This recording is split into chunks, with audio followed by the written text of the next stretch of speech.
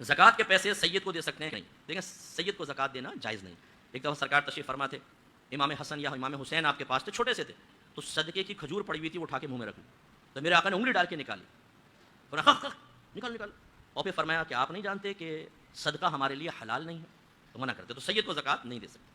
میری بیگم سید ہیں, جیسے کہ شوہر غصے میں لڑائی جھگڑے میں تو تڑاک کر دیتا ہے اور بعض اوقات گالی گلوچ بھی ہو جاتی ہے, ہدایت فرما دیں. دیکھیں پہلی بات تو یہ کہ آپ سیدہ سے نکاح نہ کریں اگر آپ یہ سمجھتے ہیں کہ میں ادب نہیں کر سکوں گا. یہ میں نہیں کہہ رہا ہوں کہ آپ سیدہ سے نکاح کر کے یوں ادب سے کھڑے ہوں سارا دن اور نہیں, لیکن کم از کم بے ادبی سے محفوظ رہیں. تو تڑاک کرنا, گالی دینا, اگر آپ کی بیٹی کو آپ کا بہنوئی اس طرح کرے اور آپ کا داماد, تو تکلیف ہوگی نا, یا آپ کا بہنوئی آپ کی بہن کو آپ کے سامنے ایسا کرے تکلیف ہوگی نا. تو جب میرے آقا کی نسل پاک میں سے کسی بچی کے معاملے میں ایسا کیا جائے تو میرے آقا کو بھی تکلیف ہوتی ہے. ٹھیک ہے, تو یہ, اور آپ تو سنی حضرات ہیں, آپ جانتے ہیں کہ اعمال سرکار کی بارگاہ میں پیش ہوتے ہیں امت کے. ہمارے نزدیک تو ایسا نہیں ہے کہ نبی کریم اللہ مل کے مٹی میں مر کے مٹی میں مل گئے, یہ ہمارا عقیدہ نہیں ہے. وہ بالکل ایسے حیات ہیں جیسے آج سے کم و بیش 1400 سال پہلے دنیا میں حیات, بلکہ اس سے بہتر کامل حیات کے ساتھ دور و نزدیک کی آواز کو سنتے ہیں, پوری کائنات کو ایسا دیکھتے ہیں جیسے یہ ہتھیلی, اور جہاں چاہیں میرے آقا اللہ کی عطا سے ہاتھ بڑھا کر مدد کرنا چاہیں کر سکتے ہیں, اور چاہیں تو اپنے جسم کے ساتھ تشریف لے جا سکتے ہیں.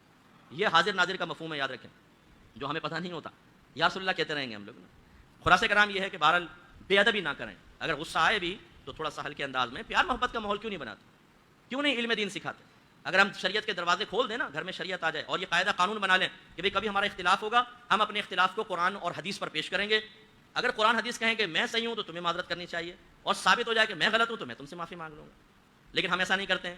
شوہر کہتا ہے میں سب سے بڑا وقت امام اعظم, اور عورت کہتی ہے میں رابعہ بصریہ. تو اب وہ کیسے فیصلہ ہوگا؟ وہ ماننے کے لیے تیار نہیں ہوتے, اپنے دلائل دے رہے ہوتے, عقلی دلیلیں, جھگڑے ختم نہیں ہوتا, بعض اوقات طلاق تک نوبت پہنچ جاتی ہے. تو اس لیے شریعت کو بنیاد بنائیں تاکہ جھگڑے ختم ہوں. اور اگر سیدہ بچی آپ کے نکاح میں عقد میں ہے, اتنا اس کا آپ کو ادب کرنا ہے کہ آپ اس کی بے ادبی نہ کریں, اس کو تھپڑ نہ ماریں, تو تڑاک نہ کریں, اس سے گالی گلوچ نہ کریں. میرے آقا کو تکلیف ہوتی ہے. ابھی آزمائش آپ نے خود اختیار کی ہے تو اس کو نبھائیں. ٹھیک ہے.